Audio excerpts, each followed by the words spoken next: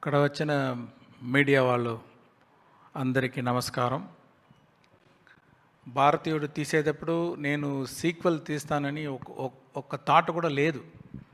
ఆ picture release అయిన తర్వాత every year every day news paper చూస్తే ఇక్కడ లంచం, అక్కడ లంచం, ఇక్కడ ఇంత తీసుకున్నారు, ఇక్కడ అంత అడిగారు, చాలా కామన్ మ్యాన్ సఫర్ అయ్యారని న్యూస్ అది కాన్స్టెంట్గా ఉంది.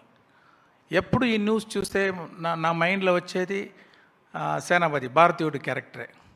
ఇప్పుడు ఆయన వస్తే ఎలా ఉంటుంది, ఆ థాట్ వస్తూ ఉంది. అది 2.0 టైంలో ఒక స్టోరీగా బాగా ఫామ్ అయింది. ఆ స్టోరీ రెడీ అయిన తర్వాత కమల్ గారి దగ్గర వెళ్ళి చెప్పాను, ఆయనకు నచ్చింది, స్టార్ట్ చేసాము. ఈ పిక్చర్లో కమల్ గారు ఒక్కొక్క సీన్ నేను రాస్తాము, కానీ ఆయన పర్ఫామ్ చేసేటప్పుడు ఆయన ఇచ్చేది లైఫ్, ఆ సీన్ చాలా పెద్ద హైట్కి ఎలివేట్ చేసింది. ఆయన స్క్రీన్ ప్రెసెన్స్, ఆయన పర్ఫార్మెన్స్ తోటి మంచి లైఫ్ ఇచ్చారు ఈ పిక్చర్కి.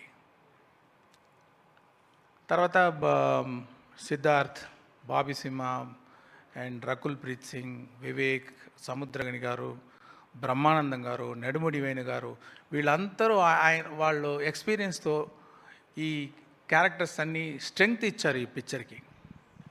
ఈ పిక్చర్ అన్ని జనరేషన్ కనెక్ట్ అయ్యేది పిక్చర్.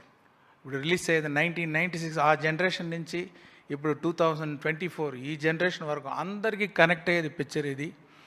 ఇండియాలో ఒక్కొక్క ఫ్యామిలీ చూడవలసిన పిక్చర్ ఇది. అందరికీ ఎంగేజింగ్గా ఉంటుంది. తర్వాత ఈ పిక్చర్ చూసిన ఒక్కొక్కరికి ఇంటికి వెళ్ళేటప్పుడు ఒక థాట్ వస్తుంది, థింకింగ్ వస్తుంది అని నమ్ముతున్నాను నేను.